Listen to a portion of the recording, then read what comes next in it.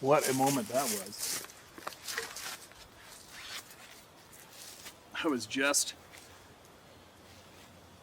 I finally found a target buck, a big old huge buck to go after. I'd found some huge rubs on this old cut line a year ago, and then I got interrupted by a different buck. I went after him and I got him. I never came back here. But I always had in the back of my mind there must have been a big one here. So I came in here right away and I put some cameras down in an intersection where I felt they were all going through and nailed it. I'll show you those bucks here. There's a huge whitetail and a huge mule deer, both hitting the same intersection. So I'm trying to figure out which way the wind's going to go in the evening, which way the wind's going to go in the morning, where I can sit. And I chopped down a tree for a branch that big, and I tie it between two trees so I can kind of semi-sit and lean against it, standing in a corner and wait in the evening for them. So it's the evening when they come through. And then I decided I'd quad out of the bush. I did a big hike back out, hit my quadded all the way out, and decided, well, it's a good time to fix my headlight in my truck. So I fixed my headlight in my truck, wasted some time, because I'm not going to go all the way. I'm a long ways away from where I'm sleeping. So I got to wait, kick around until it gets dark, make a video for here, for us, for you guys, for us. And then I decided, well, maybe I'll go in there right now and I'll tie this board up. This too narrow. I got the other branch. I chopped down the axe and I'll get my seat ready for this evening. Start quadding in. I'm like, what? Where'd this rub come from? This rub wasn't here 2 hours ago. You gotta be kidding me. There's another one over here. I started looking at this patches of snow. Brand new, huge buck track in a patch of snow right here. I'm like, you got to be kidding me. And you can tell it's a mule deer. He's right here, right now. So I started going the direction they went, and I kept on catching the odd track and the odd patch of snow, and I got a good idea what line they went in this thick brush. And I had a GoPro on me. I'm like, I'm gonna throw my GoPro on. I got a funny feeling it just might happen. So I threw it on. I don't know if I got it on the GoPro or not, but I was about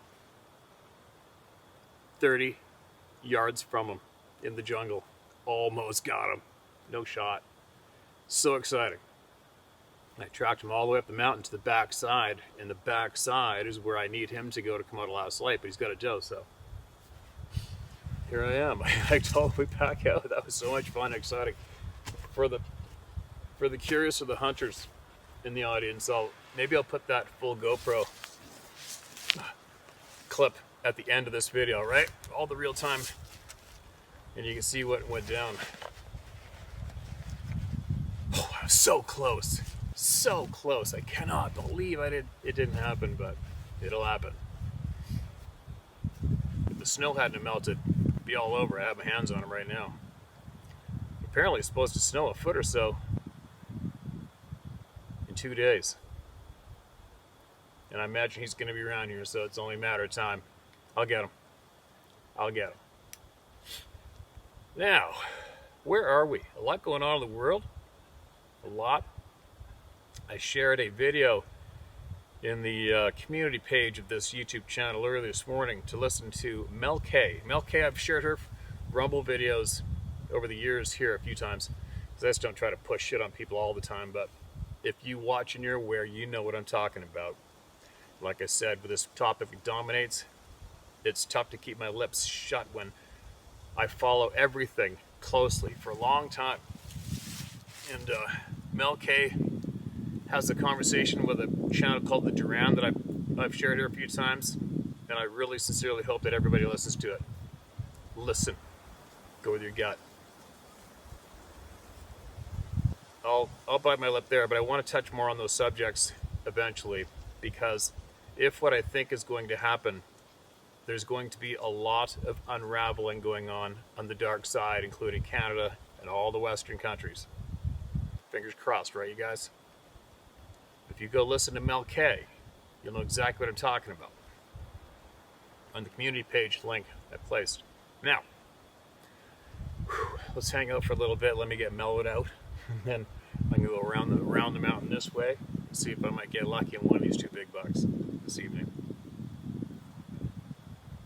This is titled A Buck, a 357 mag, and What the F. All right. Steve, I've watched your channel for a couple years. I want to share a story that happened here in Ohio. A friend of mine called me one night after I was already in bed to get up for work the following morning and asked me to come help him track a buck that he had shot. Reluctantly, I grabbed my stuff, a strong light, and headed out. I traveled to the next county over, which is Montgomery County. And when I pulled in, there is a graveyard, and my friend is hunting the property next to it. In the backyard of a small farmhouse, there's a tree stand and a lone tree where he had shot a big buck. Now, 2 hours into the track, we're coming up on a small island of woods in the middle of this cornfield. Half of the cornfield had been harvested, and the combine was parked out in the field. The blood trail goes into the corn. I'm following it, and I noticed I don't hear footsteps behind me. My friend was following. I look at him and ask what he's doing. And he said, he's not coming into that corn. Something is evil in there, and they can have the buck. Let's just go. He's a God-fearing man, and to an extent, I believed him. But I did not come out here for the fun of it. We're getting this buck. I had the worst feeling ever when I hit the island and the smell of guts and death hit me in the face. And all of a sudden I hear 3 big footsteps breaking sticks and limbs breaking in the small island 20 yards by 20 yards wide that I could see all the way through. I announced I have a 357 Magnum. If you're going to try and steal my buddy's deer, we're going to have a serious problem because I've been out here too long tracking it. As I entered the island, the smell was horrible. I go maybe 10 yards in, and there's a truck hood-size patch of deer hair everywhere. No bones, no guts, nothing, no tracks. And I could turn in a 360-degree angle and see all the way through the island, and no one was in there. I backed out and told him do not call me again to help him look for anything. That's my story. Thank you for taking the time to read it. You're more than welcome to share it with your viewers. Michael Tibbs. Okay. So what happened there, you guys? What happened there?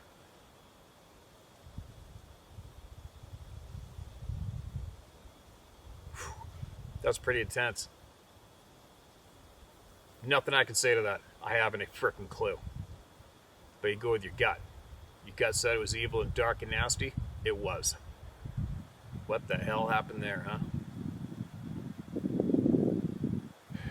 So weird. I'm looking at this destroyed tree that happened like less than a frickin' hour ago. From a huge buck right here. Speaking of bucks. Hopefully nothing like that happens to me out here. That's crazy, man. Appreciate that share. I'd like to talk to your friend. Maybe send this to your buddy and see if he wants to maybe email me on the slide. I don't have to know his name. And tell us what he knows, what he's experienced around there. Might help somebody, all right?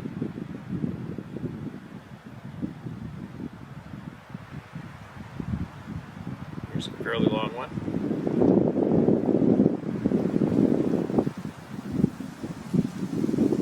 I never signed a non-disclosure agreement, is the title of this email. All right, let's get into it.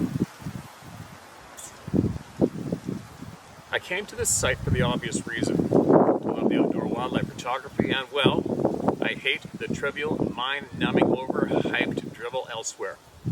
Nothing noteworthy or educational regarding my personal experiences that would be helpful for anyone. Just the place, names, and dates. August 76, the Mohawk Trail, New England area, USA, one foggy night.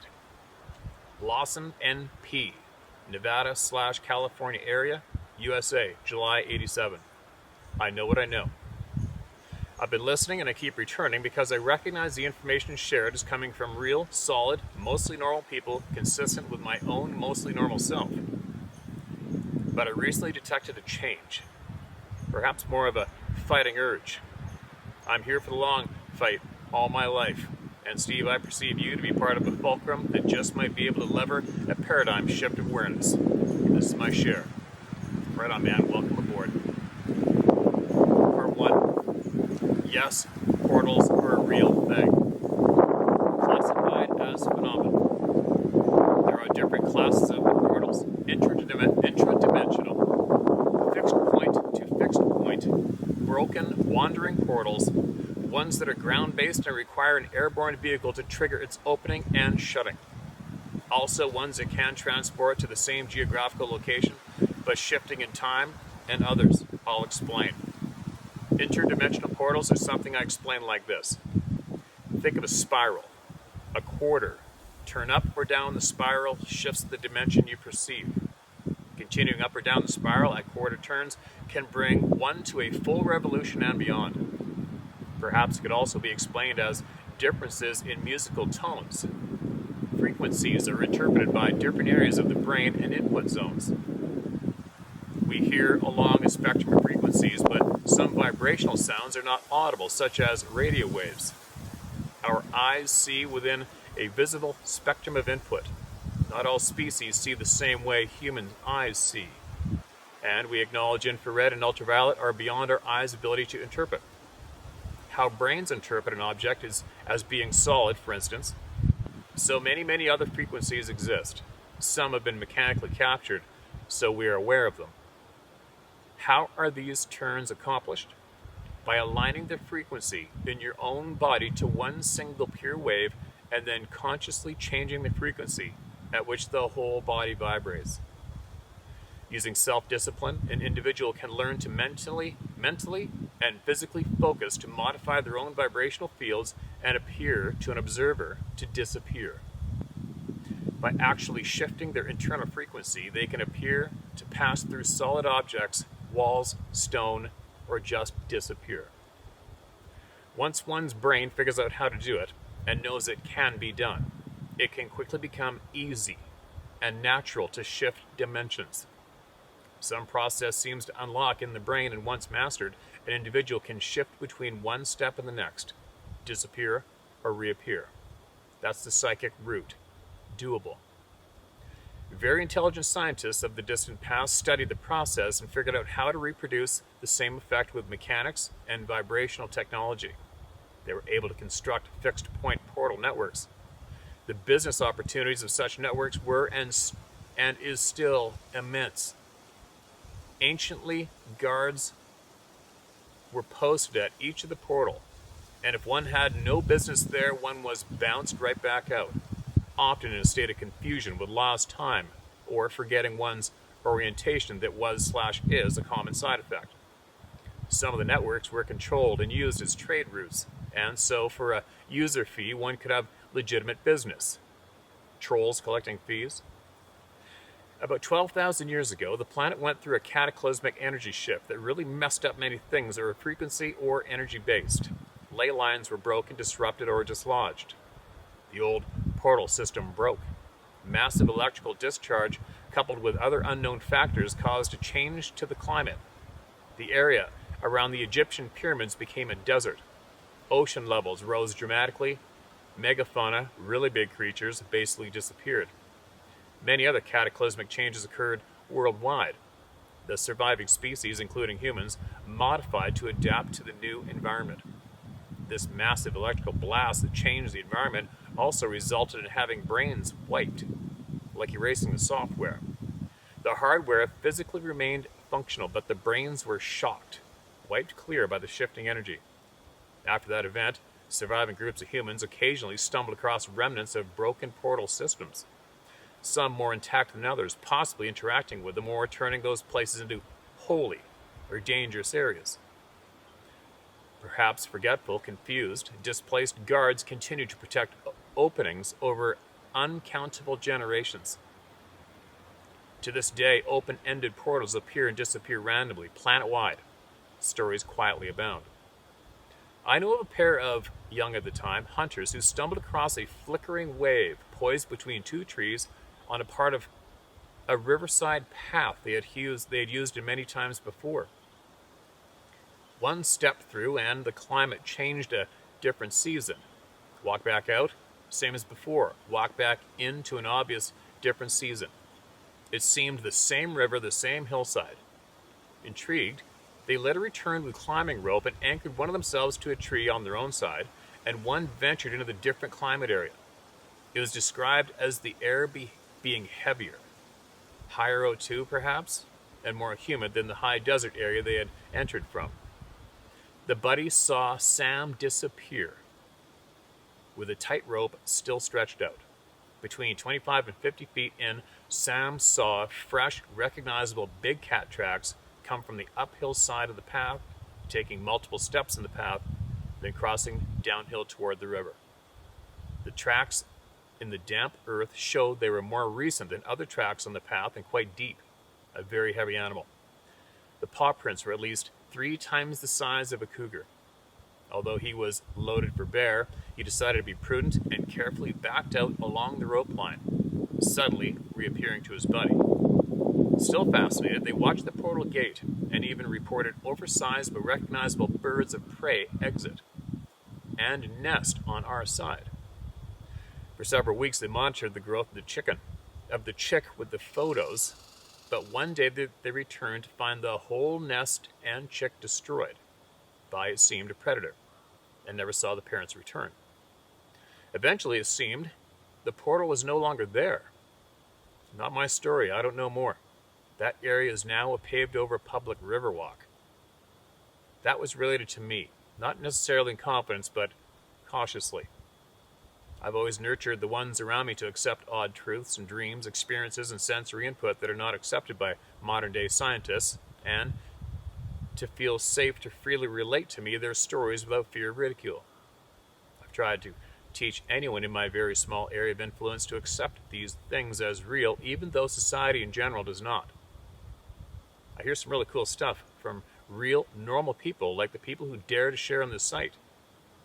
This story I'm sharing because it seemed relevant. Modern scientists do not have equipment to detect these portal openings. It hasn't been invented yet because it's not conceivable or believable. The mechanical technology incorporates the use of crystals to induce precise frequencies. Wearable devices as well as stable devices can be tuned like a radio dial, shifting the frequency of the wearer, or the near area around them, or whatever or whomever is being held by them. That spiral I mentioned before, quarter turn up the spiral, a tone, results in dimensional shift. Another quarter turn up the spiral loop to half a turn from the beginning position would be a new tone. Dimensional shift, etc. Quarter turn each time. One full turn up is culturally known as heaven. Souls automatically shift straight up at mortal death. Ghosts get stuck vibrationally because something in their personal energetic field is off at a quarter shift down the spiral. Some people are able to see these personal frequencies as colors.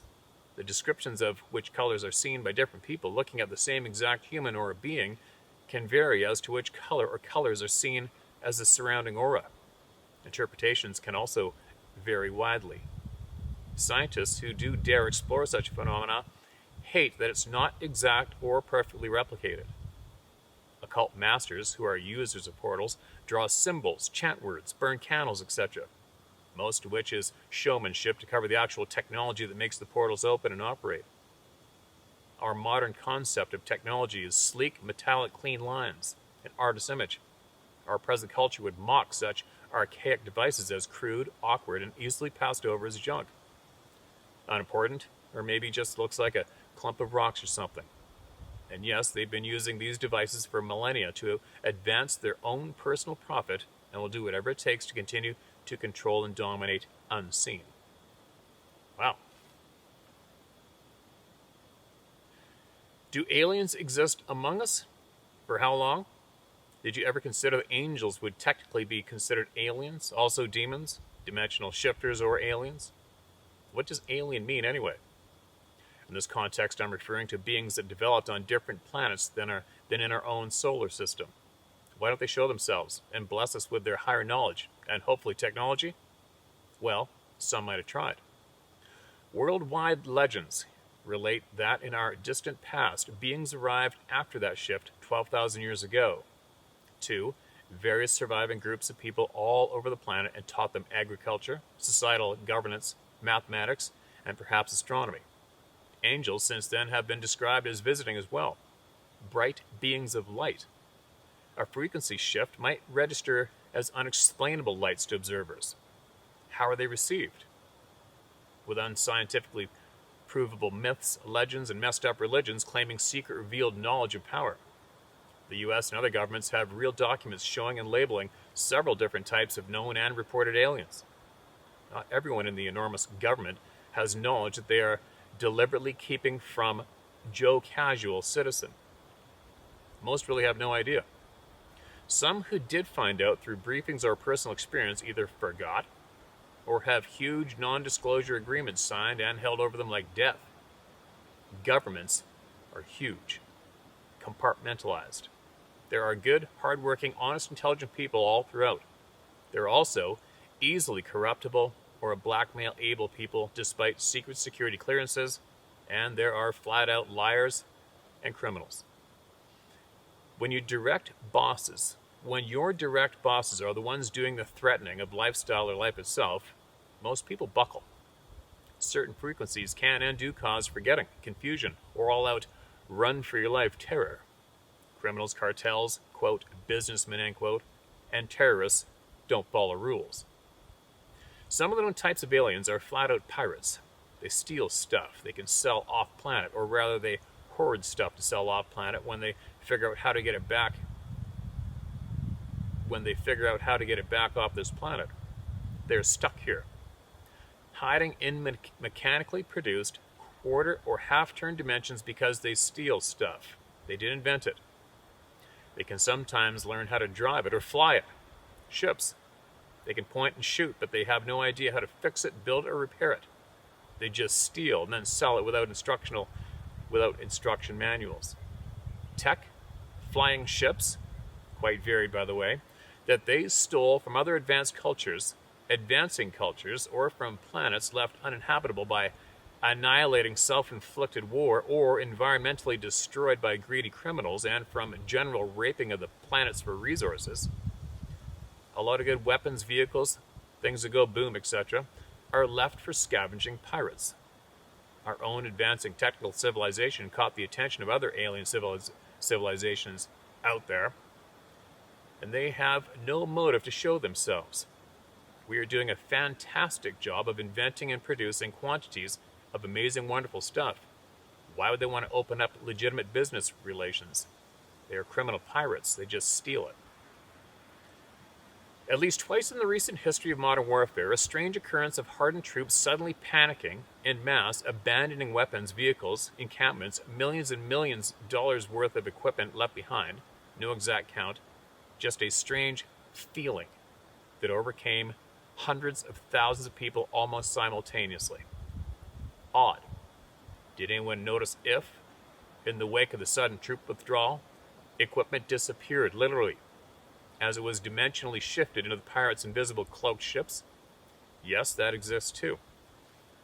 The floating warehouse ships have been described as enormous, slowly moving, miles-long vessels traveling, not very high up, sometimes just clearing treetops and power pylons.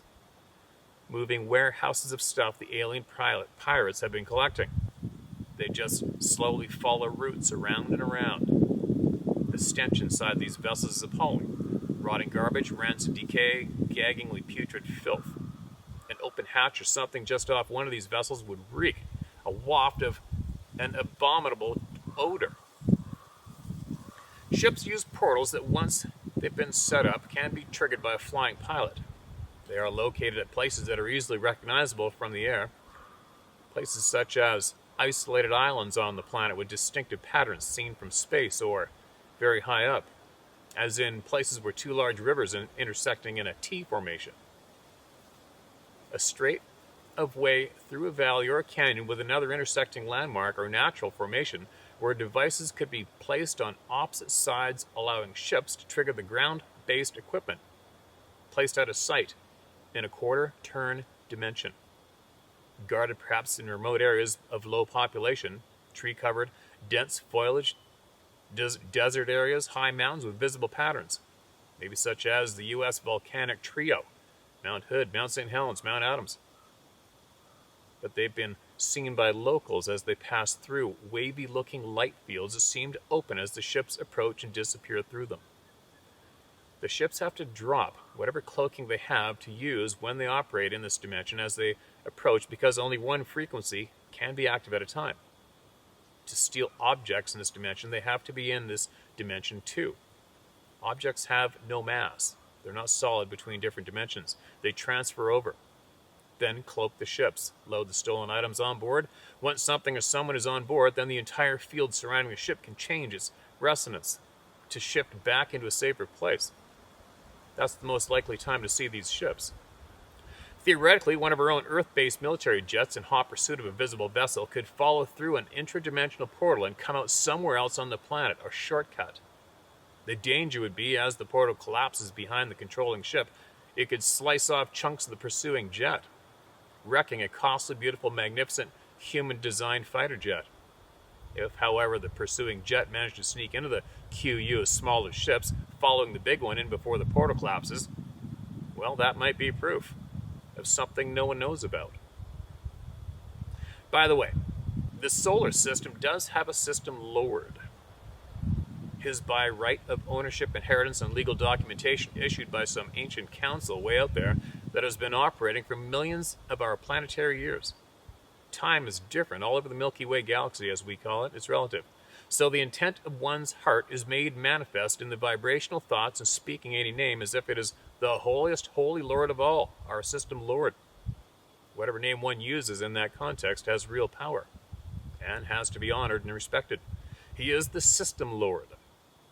Any being who hears the power and intent, with or without conscious knowledge of the vibrations of someone calling for help or protection using the name of that Lord, knows better than to mess with him. When people use the same name or names in a vulgar, casual, or disrespectful manner, the intent is not the same, and no one respects the name or unholy intent. There seems to be much shifting happening planet-wide. The species will have to adapt. It's only logical that the thought paradigms will have to change and adapt as well. Bless you all. My name translates to, quote, change, end quote, in mathematics. It's the Greek letter delta. Let's all help to lever a paradigm shift. There you go. Shared. That's a handful. That's a handful. But a lot of those mentions line up with a lot of what's going on currently and in our past history. Right?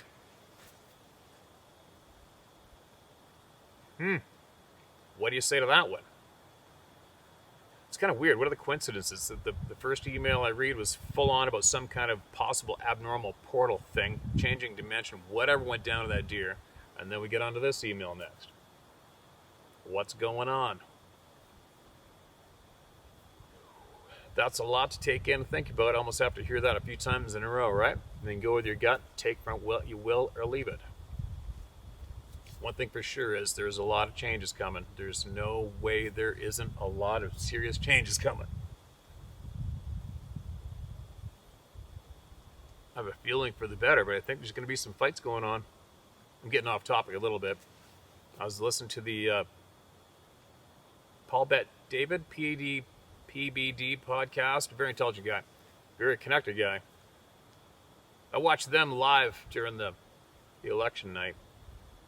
And he has a contact who told him that not to be surprised if a fair amount of names start to suicide themselves in the coming months, only because of what they have done to all of us is possibly coming out in the open.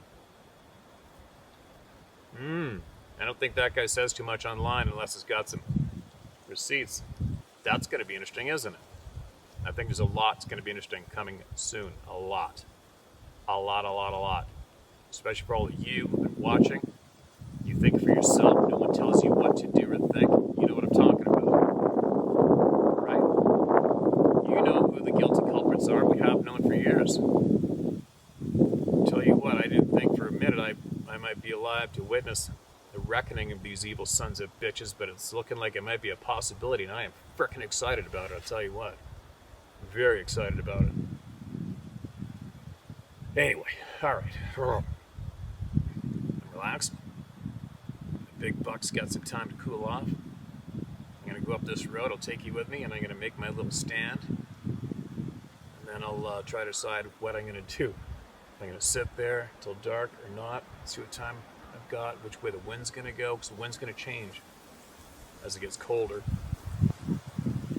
It's all over the place around here. It's very frustrating. It's hard. Because once you have the wind blow your back into where you think they are, that's all she wrote. You can sit there as long as you want. Nothing's going to happen. I don't want to risk screwing that up, but this is exciting. I'm finally in the hunt. I'm in the game. I've got a big, huge buck. I know where he lives. Got a good idea where his bedroom is. I know where his front porch is. It's just a matter of time now. But I'll stay on him until I get him. I'll take my hunting community on that ride. Oh, so here I go. I'm gonna go make my bench. Back later.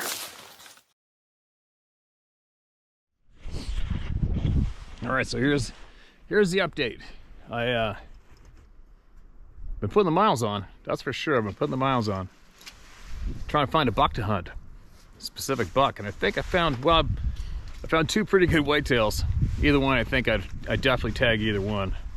And I finally just found a nice big mule deer.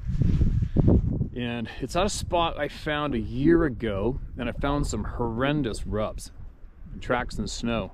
I set up some cameras, then I went miles away and tried another spot and found another buck. And I stayed on him and I ended up getting him. So I haven't been here since. So I went right back to the spot, and holy cow, are those rubs right there?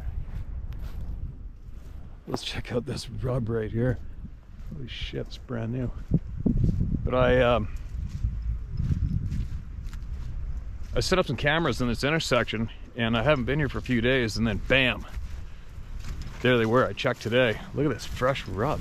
Wow, this must be one of them, I'm betting.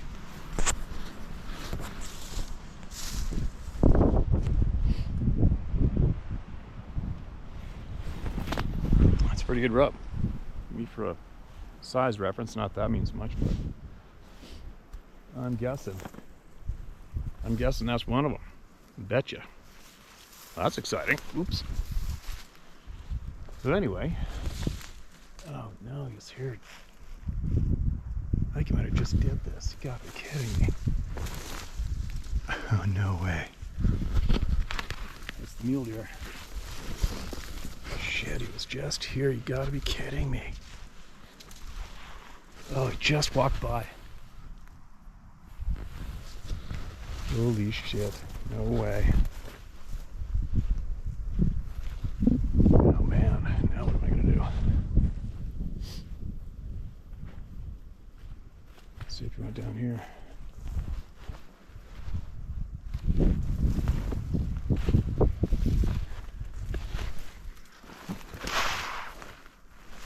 Damn. All right, hold on a minute.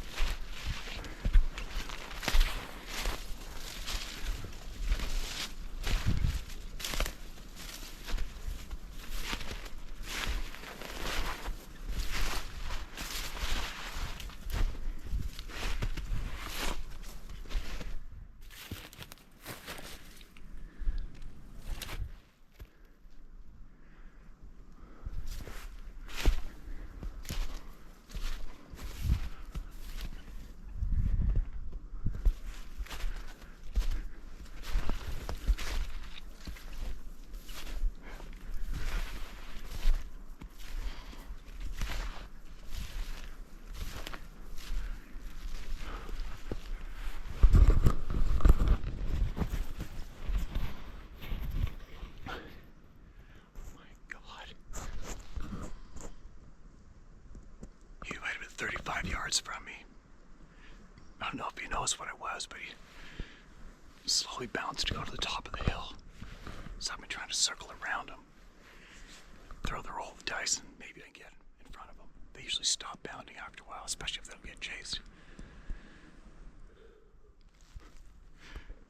What are the freaking chances that thing was making a rub right there all the time? I was 400 yards away, messing around. Unbelievable. I'm gonna keep doing a circle around him, see if I might get lucky. Holy shit, look at this rub.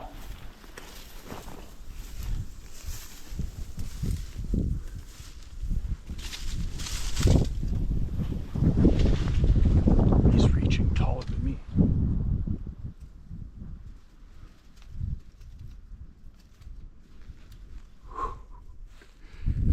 I love these parts of the game.